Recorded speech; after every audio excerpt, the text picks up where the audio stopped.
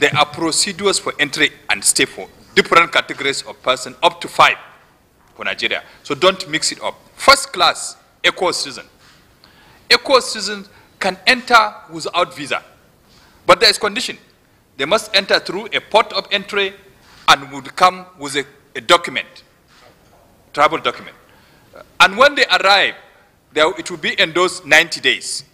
If they wish to take up employment, because that's why the new visa policy has put things clearly, you are allowed only to enter Nigeria free without visa, but through a port of entry.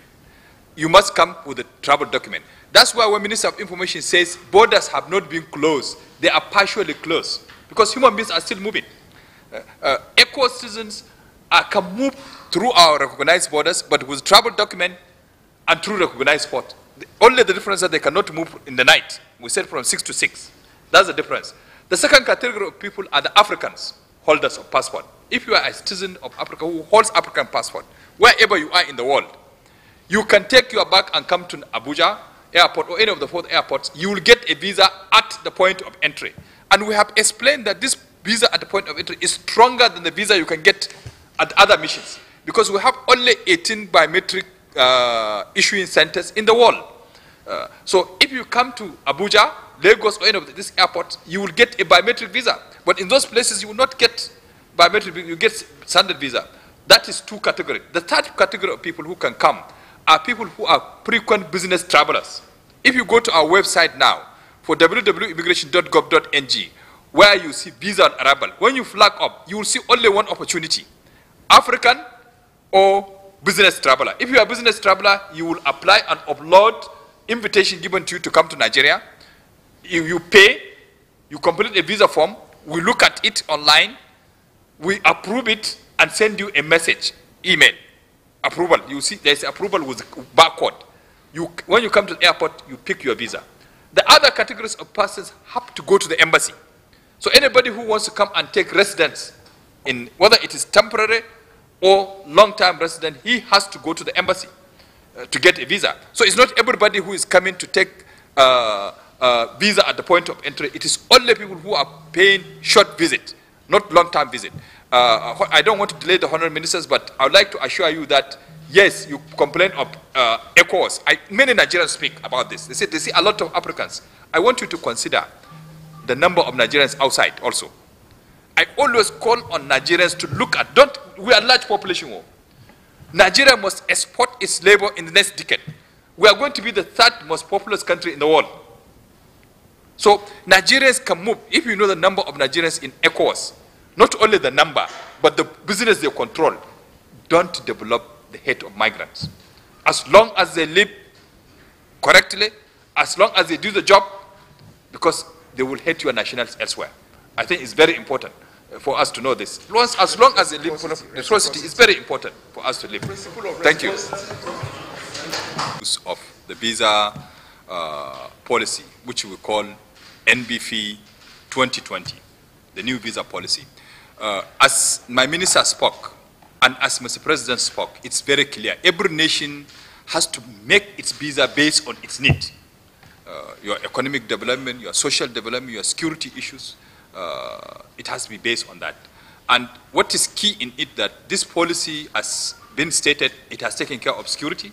Mr. President has spoken, Minister has spoken, and we have mentioned many issues that the national security will not be compromised. Secondly, we said it will be of economic benefit to this country, because we are looking at areas Nigerians need help. Let me give you an example. There is a visa for emergency relief on arrival. We are not praying. If there is a disaster, we can allow somebody to come quickly and pick a visa. That show that there will be no bureaucracy on issues. We have visa for pre-transit visa for Nigerian carriers.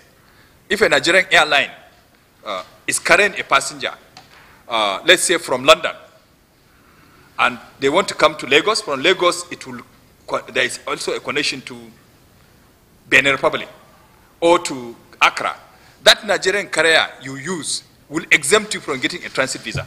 You can see the innovation of supporting internal enterprise.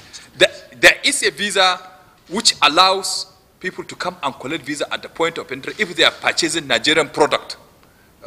This happens in many countries. I give you an example. If we supposing now, instead of us to be selling cashew nut or cocoa, we decided to manufacture it here.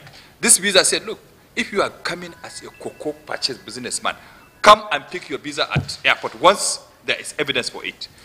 We have visas that linked our relationship with our citizens.